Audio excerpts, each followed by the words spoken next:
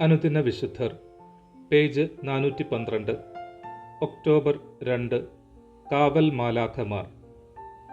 കുട്ടികളെപ്പറ്റി സംസാരിച്ചു കൊണ്ടിരിക്കുമ്പോൾ ഈശോ ഇപ്രകാരം അരുൾ ചെയ്തു: ഈ കുട്ടികളിൽ ആരെയും നിന്ദിക്കാതിരിക്കാൻ ശ്രദ്ധിച്ചുകൊള്ളുവിൻ.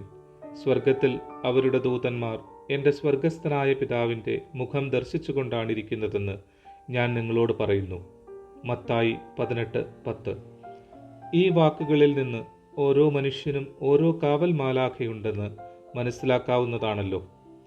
ഓരോ രാജ്യത്തിനും ഓരോ നഗരത്തിനും ഓരോ സ്ഥാപനത്തിനും ഓരോ കാവൽ മാലാഖയുണ്ടെന്ന് അഭിപ്രായമുണ്ട്.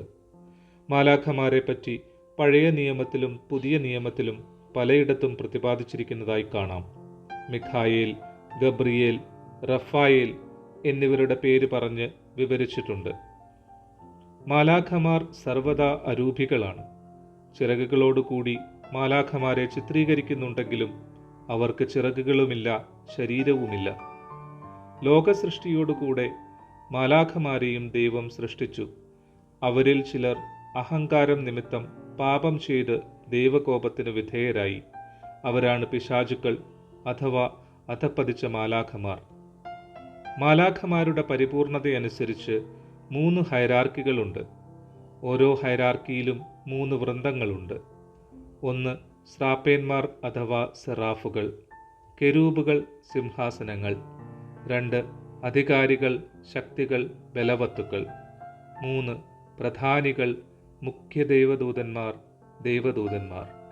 ദൈവദൂതന്മാർ അഥവാ മാലാഖമാർ എന്ന പദം 9 വൃന്ദം മാലാഖമാരെ പറ്റിയും പ്രയോഗിക്കുമെങ്കിലും കാവൽ മാലാഖമാർ ഈ 9ാമത്തെ വൃന്ദത്തിൽ നിന്ന് മാത്രമാണ് തിരഞ്ഞെടുക്കപ്പെടുന്നത്. അവർ നമ്മളെ കാത്തുകൊണ്ടിരിക്കുന്നു. അവരോട് നമുക്ക് സ്നേഹവും കൃതജ്ഞതയും ഉണ്ടായിരിക്കേണ്ടതാണ്. പാപത്തിൻ്റെ ഗൗരവം കുട്ടികൾക്ക് കാണിച്ചു കൊടുക്കാൻ കരയുന്ന കാവൽ മാലാഖയെ കുട്ടിയുടെ അടുക്കൽ നിർത്തിയിരിക്കുന്ന ചിത്രമുണ്ട്. മാലാഖമാർക്ക് കരയുവാനോ ചിരിക്കുവാനോ കഴിയുകയില്ലെങ്കിലും യാഥാർത്ഥ്യത്തിൻ്റെ പ്രതീകമായിരിക്കും അവരുടെ കരച്ചിലും വാദ്യഘോഷങ്ങളും കാഹളവിളികളും. എൻ്റെ കാവൽ മാലാഖേ, അങ്ങയുടെ സംരക്ഷണത്തിന് ഏൽപ്പിച്ചിരിക്കുന്ന എന്നെ കാത്തുസൂക്ഷിക്കണമേ.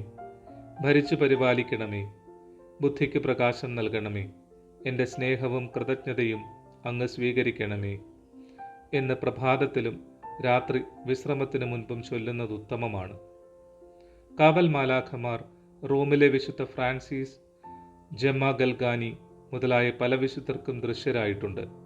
സേവനങ്ങൾ ചെയ്തു കൊടുത്തതായും പറയുന്നുണ്ട്.